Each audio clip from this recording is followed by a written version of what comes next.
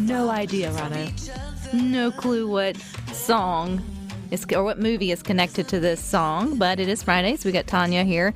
She can probably tell us. Do you have any idea? I think it's My Big Fat Greek Wedding. Oh, now that you say that, I can hear. I don't know how the song connects other than I can hear it sounds like that it would. Okay, there you go. So that would be one of the big ones this weekend? Yeah, that really is. Unless you want to be scared, that's it for this weekend. Well, that's one way to sum it up. Yeah, we've had that discussion many a times. I don't like getting scared. So, I guess we'll talk about that one first. Mm-hmm. The Nun 2 is out. Clearly the sequel to The Nun. But it's set in 1956 in France. A priest is murdered. Boo. Evil is spreading. And, of course, we get to see Sister Irene as she once again has to come face to face with the devil nun or demon nun. No, thank you. No, thank you. But it's rated R. I hope so. Yeah. That's one of those that the trailer alone is enough for me. Yeah. I mean, it freaks me out. Folks who can sit through that and sleep at night. What's wrong with you? No. Well, and when I was growing up, you had, Freddy Krueger, Friday the 13th, all of those. And they came out once in a blue moon. Now there's a new horror movie every weekend. But when you wrap the faith piece to it, because it's kind of like The Exorcist was on another level. Yeah. Because it's like, you're right. That just opens up some. Yeah. I just don't know if I want to go there. You just feel like you're doing something you don't need to be doing. Yeah. Yeah. But counter programming for this weekend is My Big Fat Greek Wedding 3. It's hard to believe. Did they get married again, or is there other people getting married? Other people are getting married. But I will be honest, I did see this yesterday, and I had super duper low expectations because I don't know if you remember because it's been so long, but we had the first one, which was a huge surprise. Right, I was going to say it was like... Yeah, I mean, I think everybody expected it to be a good movie, but it was a huge movie, and it put Nia Vardalos on the map and, just had a lot of success. And then fast forward to about, I think it was 2016, the second one came out that dealt with the marriage of their parents. They had to get remarried but after they discovered their wedding certificate was never signed. And it kind of bombed and got horrible reviews. So I was very, very surprised. They even did a third one? Yeah, that they did a third one. And in the middle of all of that, there was also a TV series that did not do super well. And so I think it was canceled after 2 months. But here we are. And I went in thinking, okay. And I loved it. I thought it's not a heavy plot.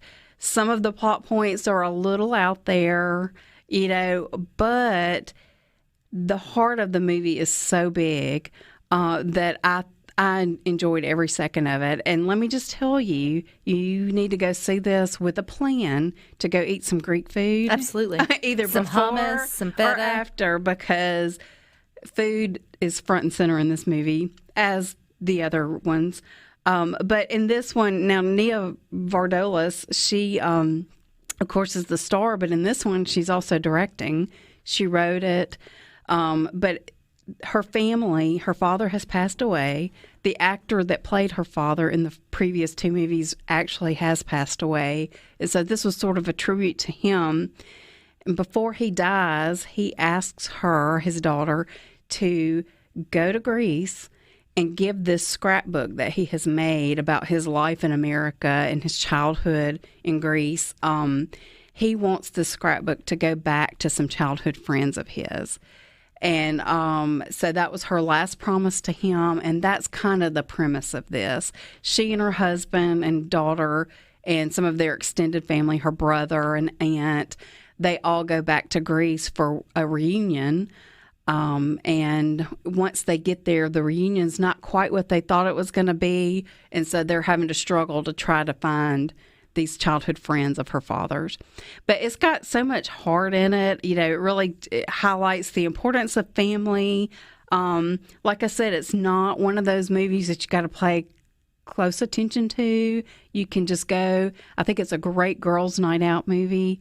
And it's a good date movie, too, for sure, because it's got plenty of romance.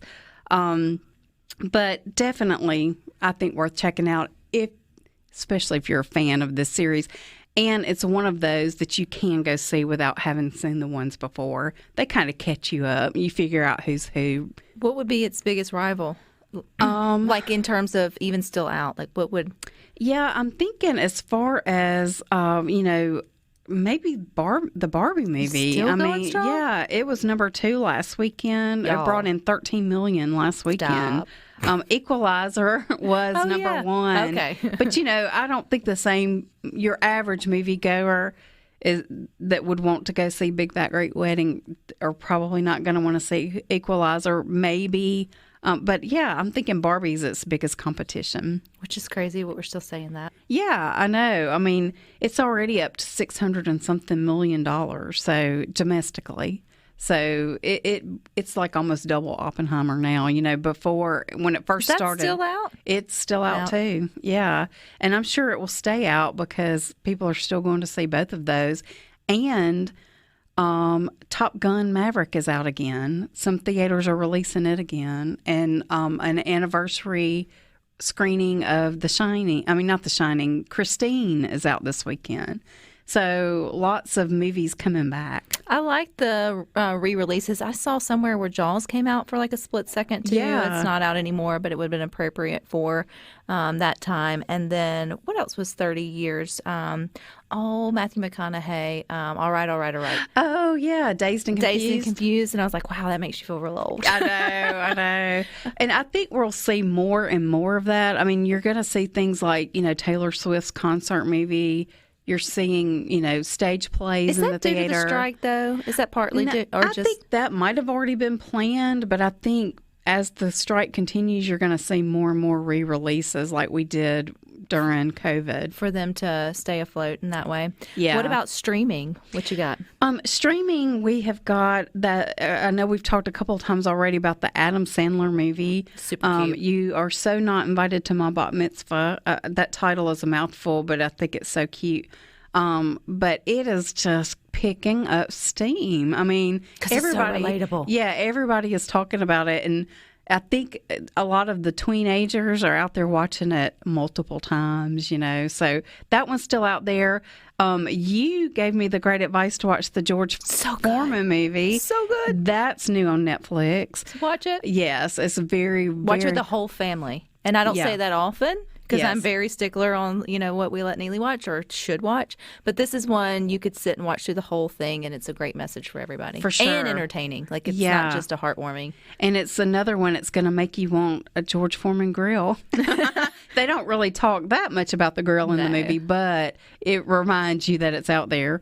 But yeah, and it's also another one of those that shows you how a person can transform, and it happens, and it's just really cool to see it and know that it was true. You have an idea of what his life was just from the headlines, but then to see, and again, it's one I appreciate because he had his hands in doing it. Right. So he, it's told from like his perspective. So that's always good when you get that from autobiography. I mean, however you want to sort of say it, like a life story. Right, yeah. You hope that it's as accurate as possible. Yeah, so definitely a lot of great things out there to check out. And next weekend we have A Haunting in Venice coming out. This is that character whose name is escaping me, but it's Kenneth Branagh. He, he's doing the Agatha Christie books. It's another one of those. But to me, this one looks a little darker than the other ones, like Murder on the Orient Express and What's the mystery one I keep seeing now? That may be it. Is it the mystery? Okay, so it's more of like a murder mystery? Yeah. Oh, okay. Yeah. Okay. He's Poirot.